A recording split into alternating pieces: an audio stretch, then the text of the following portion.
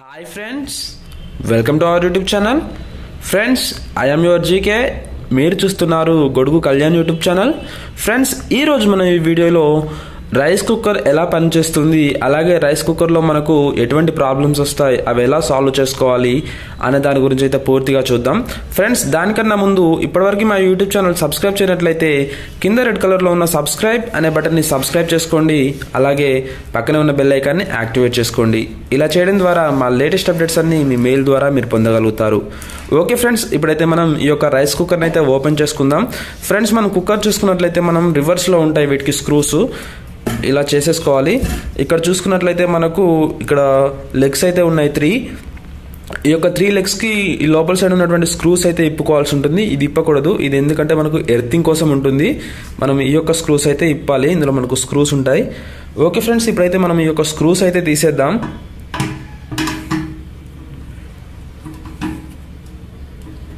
Okay, 3 screws అయితే మనం ఇప్పేసుకున్నాం. ఇప్పుడు ఇది మనం తీసేయాలి. దీనికి ఎర్తింగ్ వైర్ ఉంటుంది, బాగా ఒకటేసారి తీయకండి, స్లోగా తీసేయండి. చూసుకున్నట్లయితే ఇక్కడ మనకు ఎల్లో కలర్ ఎర్తింగ్ వైర్ అయితే ఇక్కడ ఉంది.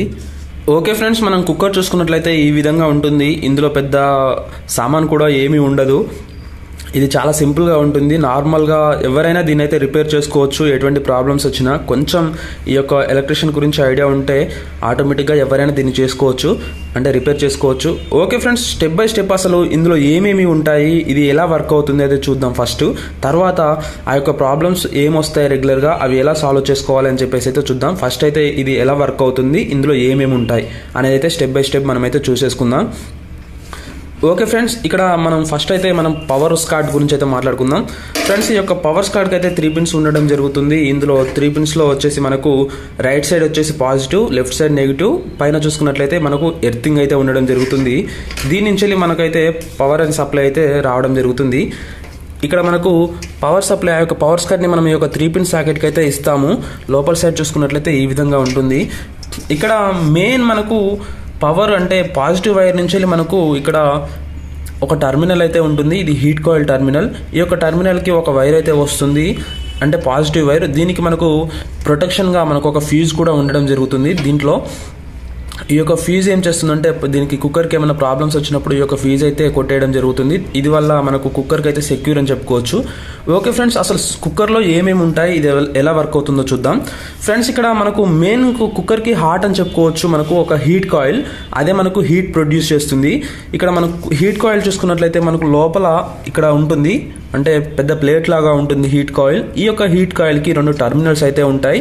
ఇవి చూసుకున్నట్లయితే మనకు టర్మినల్స్, ఒకటి పాజిటివ్ టర్మినల్, ఇంకొకటి చూసుకున్నట్లయితే నెగిటివ్ టర్మినల్. ఈ యొక్క టర్మినల్ అయితే మనకు అంటే సహజంగా రిపేర్ కాదు, అది ఖరాబ్ కాదు, లైఫ్ ఎక్కువగా ఉంటుంది. మేజర్గా అంటే చిన్న చిన్న ప్రాబ్లమ్స్ వస్తూ ఉంటాయి, కానీ ఈ యొక్క హీట్ కాయిల్ అయితే ఒక మానంగా ఖరాబ్ అయిపోతే కాదు. ఓకే ఫ్రెండ్స్, ఈ యొక్క హీట్ కాయిల్కి ఒకవేళ మనం చూసుకున్నట్లయితే ఇవన్నీ వైర్స్ ఏం లేకుండా డైరెక్ట్ పాజిటివ్ నెగిటివ్ ఇచ్చినా కానీ హీట్ కాయిల్ అయితే హీట్ అయిపోవడం జరుగుతుంది. కానీ దానికదే స్టాప్ అయిపోతే కాదు, కంటిన్యూగా హీట్ పెరుగుతూ ఉంటుంది. ఈ యొక్క రెండింటికి మనకు పవర్ పాజిటివ్ నెగిటివ్ ఇచ్చుకున్నట్లయితే. ఓకే ఫ్రెండ్స్, అంతేకాకుండా ఇందులో ఇంకొక హీట్ కాయిల్ కూడా ఉండడం జరుగుతుంది. అది మనకు సెకండరీ హీట్ కాయిల్. ఇక్కడ మనం చూసుకున్నట్లయితే చిన్న ప్లేట్ లాగా ఉంది కదా, రేకులాగా. ఇది మనకు సెకండరీ హీట్ కాయిల్. ఇది ఏం చేస్తుందంటే మనం రైస్ పెడతాం కదా రైస్ కుక్కర్లో, రైస్ పెట్టినాక రైస్ అంతా బాయిల్డ్ అయినాక మనకు ఇక్కడ వాటర్ అనేది మొత్తం పూర్తిగా డ్రై అయిపోతుంది కదా. వాటర్ డ్రై అయిపోయాక ఈ యొక్క మెయిన్ హీట్ కాయిల్ అయితే ఆఫ్ అయిపోవడం జరుగుతుంది. అది ఆఫ్ అయిపోగానే మనకు ఆటోమేటిక్గా ఈ యొక్క సెకండరీ హీట్ కాయిల్ అయితే ఆన్ అవుతుంది. ఇది ఏం చేస్తుందంటే రైస్ అంతా ఉడికినాక కొన్ని చిన్న చిన్న వాటర్ డ్రాప్స్ లేదంటే తడి ఉంటుంది కదా, ఆ యొక్క తడిని మొత్తం డ్రై చేయడానికి ఇది హీట్ ప్రొడ్యూస్ చేస్తుంది. అంటే మెయిన్ హీట్ కాయిల్తో చూసుకుంటే ఇది తక్కువ హీట్ ప్రొడ్యూస్ చేస్తుంది. తక్కువ హీట్ ప్రొడ్యూస్ చేయడం వల్ల చిన్న చిన్న వాటర్ ఏమైనా ఉంటే ఆ యొక్క వాటర్ డ్రై అయిపోతుంది, అన్నం అనేది మాడకుండా ఉంటుంది. అందుకే మెయిన్ హీట్ కాయిల్ ఆఫ్ అయిపోగానే ఈ యొక్క సెకండరీ హీట్ కాయిల్ అయితే ఆన్ అయిపోవడం జరుగుతుంది. ఓకే, మనం ఇంకా చూసుకున్నట్లయితే ఇందులో మనం స్విచ్చెస్ విషయానికి కనుక వచ్చినట్లయితే ఇక్కడ చూసుకున్నట్లయితే మనకు బ్లాక్ కలర్లో ఒక స్విచ్ అయితే కనిపిస్తుంది, మీరు చూసుకోవచ్చు. ఇది మనకు స్విచ్. ఈ యొక్క స్విచ్ ఏం చేస్తుందంటే మనకు బ్యాక్ సైడ్ అంటే మనకు ఉన్నటువంటి బటన్ని మనం ఎప్పుడైతే పుష్ చేస్తామో ఇలా పుష్ చేసినప్పుడు ఈ యొక్క స్విచ్ అయితే ఆన్ కావడం జరుగుతుంది. మనం పుష్ చేసినప్పుడు ఇక్కడ ఒక మనకు ప్లేట్ లాగా ఉంది కదా, ఇది మనకు లోపలికి అయితే పోవడం జరుగుతుంది. ఇది లోపలికి పోగానే ఈ యొక్క స్విచ్ అయితే ఆన్ కావడం జరుగుతుంది. ఈ స్విచ్ ఆన్ అయినప్పుడు మాత్రమే కుక్కర్ అనేది రన్నింగ్ అవుతుంది. ఈ యొక్క స్విచ్ ఎప్పుడైతే ఆఫ్ అయిపోతుందో, లేదంటే ఈ యొక్క ప్లేట్ ఎప్పుడైతే పైకి వస్తుందో అప్పుడు ఈ యొక్క స్విచ్ అయితే ఆఫ్ అయిపోతుంది, కుక్కర్ కూడా ఆఫ్ అయిపోతుంది. మొత్తం మనకు ఈ యొక్క స్విచ్లోనే ఉంటుంది. అంతేకాకుండా మనకు కంటిన్యూగా కుక్కర్కి ఏమైనా ప్రాబ్లం వచ్చి కంటిన్యూగా హీట్ అయిపోతుంది అనుకోండి, ఇక్కడ సెకండరీ స్విచ్ చెప్పేసి ఇంకోటి ఉంటుంది. ఈ యొక్క స్విచ్ ఆటోమేటిక్గా హీట్ ఎక్కువైపోయినప్పుడు, లేదంటే కంటిన్యూగా హీట్ అయిపోయినప్పుడు ఇది ఏం చేస్తుందంటే ఆటోమేటిక్గా మన కుక్కర్ని అయితే ఆఫ్ చేయడం జరుగుతుంది. ఇంకా మనకు ఇందులో చూసుకున్నట్లయితే పూర్తిగా అయితే ఇవే, ఇంతకన్నా మనకు ఇందులో రావడానికి ప్రాబ్లమ్స్ ఏం లేవు.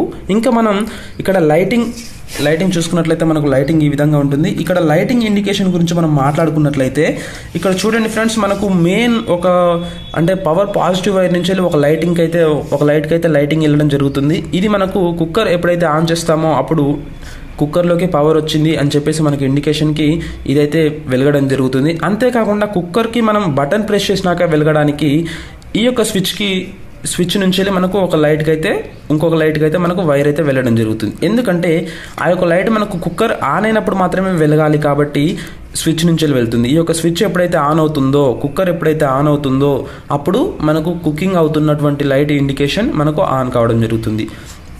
ఓకే, ఇప్పుడు మనకు కుక్కర్లో ఏమేమి ఉంటాయి, ఏది దేనికోసం వర్క్ అవుతుంది అనేసి అయితే మీకు ఒక అవగాహన అయితే వచ్చింది కదా.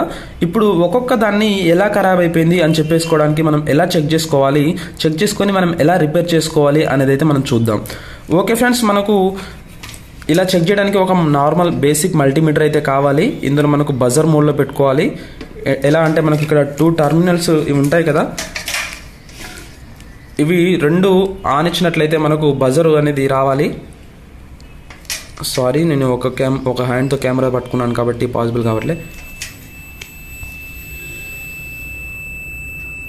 వినొచ్చు మీరు, ఈ 2 టర్మినల్స్ ఎప్పుడైతే ఆన్ తాయో మనకు ఇలా బజర్ అయితే రావాలి. ఇలా బజర్ వచ్చేటట్టు పెట్టుకొని మనం ఒక్కొక్క దాన్ని ఎలా చెక్ చేసుకోవాలో చూద్దాం. ఫ్రెండ్స్, మనం ఫస్ట్ అయితే చూసుకున్నట్లయితే ఈ యొక్క పవర్స్ కార్డ్ని అయితే మనం చెక్ చేసుకోవాలి, కరెక్ట్గా పవర్స్ కార్డ్ అనేది వర్క్ అవుతుందా లేదా అని చెప్పేసి. ఓకే ఫ్రెండ్స్, మనం ఫస్ట్ అయితే పవర్స్ కార్డ్ కరెక్ట్ ఉందా, వర్క్ అవుతుందా అనేది అయితే చెక్ చేసుకోవాలి. అది ఎలా చెక్ చేసుకోవాలంటే ఒక టర్మినల్ ఇక్కడ రైట్ పాజిటివ్కి, అలాగే మనకు ఇందులో రైట్ సైడ్ పాజిటివ్కి మనం బజర్ మోడ్లో పెట్టేసి ఈ యొక్క 2 టర్మినల్స్ అయితే ఆ నుంచి బజర్ వస్తుందో లేదో చూసుకోవాల్సి ఉంటుంది. ఓకే, నేనైతే చెక్ చేస్తున్నాను. ఒకటైతే ఇందులో, ఇంకోటి చూసుకున్నట్లయితే దీనికి.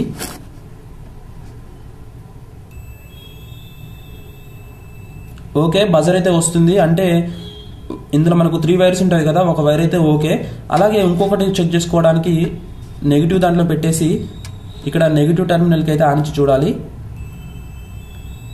ఓకే, బజర్ అయితే వస్తుంది, ఇది కూడా ఓకే. ఈ 2 బాగుంటే చాలు, మనకు ఎర్తింగ్ ఉన్నా లేకున్నా పర్లేదు, కుక్కర్ అయితే వర్క్ అవుతూనే ఉంటుంది ఎర్తింగ్ లేకున్నా. అయినా మనం ఎర్తింగ్ చెక్ చేసుకోవాలంటే ఇందులో పెట్టేసి మధ్యలో దాంట్లో ఇక్కడ మనం దీనికి ఆనించినట్లయితే మనకు బజర్ అయితే వస్తుంది. ఓకే ఫ్రెండ్స్, పవర్ కార్డ్ చూసుకున్నట్లయితే ఈ విధంగా చెక్ చేసుకోవాలి. పవర్స్ కార్డ్ అయితే ఓకే ఉంది. ఇప్పుడు మనం కుక్కర్లోకి అయితే వెళ్దాం. ఓకే ఫ్రెండ్స్, నేనైతే స్టెప్ బై స్టెప్ చెప్తున్నాను, మనం ఏదైతే చెక్ చేసుకోవాలి, అలాగే స్టెప్ బై స్టెప్ అన్ని ఎలా చెక్ చేసుకోవాలని చెప్తున్నాను. ఫస్ట్ అయితే మనం పవర్స్ కార్డ్ చెక్ చేసుకున్నాం కదా, తర్వాత మనకు పాజిటివ్ వైర్కి మనకు ఒక ఫ్యూజ్ అయితే ఉంటుంది కదా, ఈ యొక్క ఫ్యూజ్ని ఎలా చెక్ చేసుకోవాలో చూద్దాం. ఈ యొక్క ఫ్యూజ్ని మనం చెక్ చేసుకోవడానికి ఇక్కడ మనకు 2 టర్మినల్స్ అయితే ఉన్నాయి కదా, అంటే ఈ ఫ్యూజ్కి ఇటు సైడ్ ఎండ్ మనకు ఉన్నాయి కదా.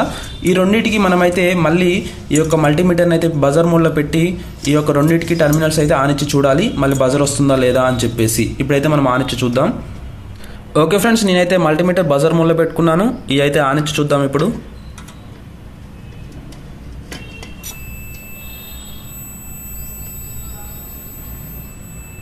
ఓకే ఫ్రెండ్స్, బజర్ అయితే వస్తుంది, అంటే మనకు ఈ యొక్క ఫ్యూజ్ కూడా కరెక్ట్గా ఉన్నట్టే. ఇది ఒకవేళ బజర్ రానట్లయితే ఇది చేంజ్ చేసుకోవాల్సి ఉంటుంది.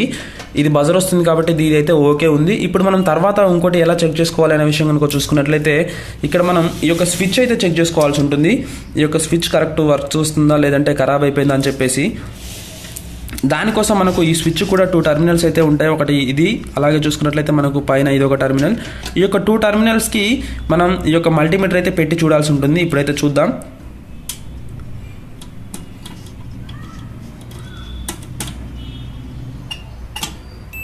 చూసుకోవచ్చు మీరు, ఈ స్విచ్ కూడా మనకు వర్క్ అవుతుంది. ఇది తీసినట్లయితే మనకు ఆగిపోవడం జరిగింది. ఎప్పుడైతే అది ప్రెస్ చేసామో మనకు స్విచ్ అయితే ఆన్ కావడం జరిగింది. ఈ యొక్క స్విచ్ కూడా వర్క్ అవుతుంది. ఒకవేళ దీనికి మనం ఈ యొక్క బటన్ ప్రెస్ చేసి చెక్ చేసుకున్నప్పుడు కూడా ఇది వర్క్ కాలేదంటే ఈ యొక్క స్విచ్ అయితే మనం మార్చుకోవాల్సి ఉంటుంది. ఓకే, ఇంకా తర్వాత కనుక మనం ఇంకొక స్విచ్ మనకు సెకండరీ స్విచ్ అని చెప్పాం కదా. ఈ యొక్క సెకండరీ స్విచ్ని ఎలా చెక్ చేసుకోవాలి అంటే దీనికి కూడా సేమ్ 2 టర్మినల్స్ అయితే ఉంటాయి. ఇక్కడ మనం చూసుకున్నట్లయితే ఇక్కడ 2 టర్మినల్స్ ఉన్నాయి. ఈ యొక్క 2 టర్మినల్స్కి మళ్ళీ బజర్ మోడ్లో పెట్టి మల్టీమీటర్ని మళ్ళీ చెక్ చేసుకోవాల్సి ఉంటుంది. బజర్ అయితే రావాలి. బజర్ వస్తేనే ఇది వర్కింగ్ కండిషన్లో ఉన్నట్టు, లేదంటే లేనట్టు.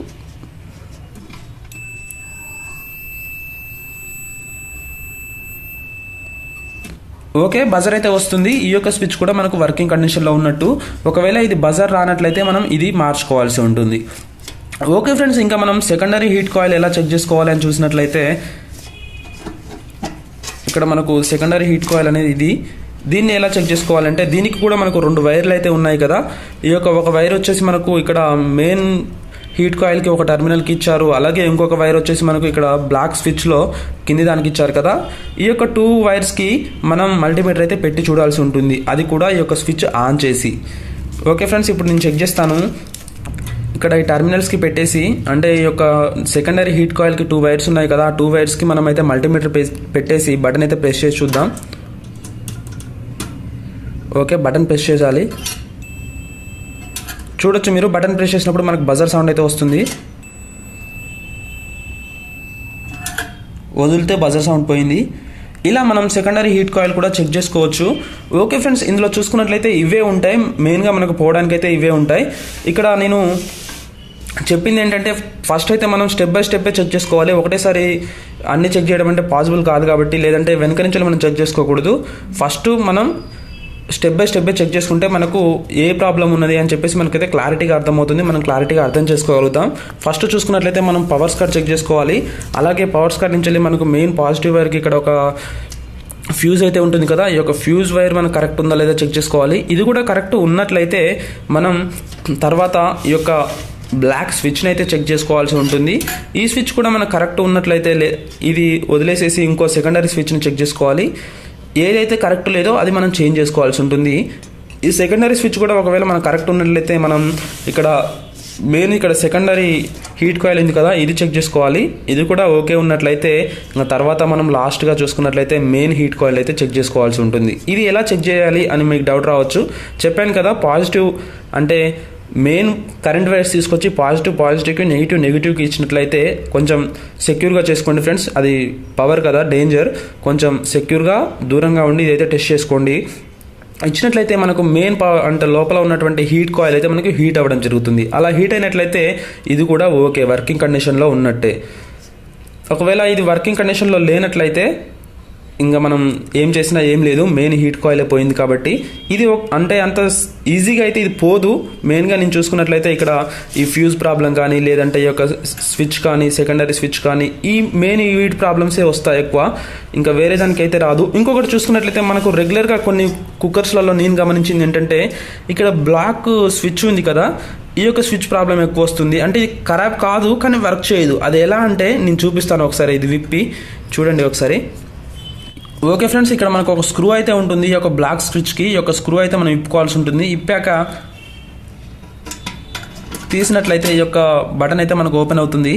ఇది చూసుకున్నట్లయితే మనకు కింద ఒక స్విచ్ అయితే ఉంటుంది చిన్నది. ఇది మనకు ఈ యొక్క బటన్ ప్రెస్ చేస్తున్నప్పుడు ఆన్ కావడం, ఈ యొక్క బటన్ వదిలేస్తున్నప్పుడు ఆఫ్ కావడం అయితే జరుగుతూ ఉంటుంది. ఇక్కడ మనకు చూసుకున్నట్లయితే ఇది మనకు ఇలా ప్రెస్సింగ్ స్విచ్ ఉంటుంది.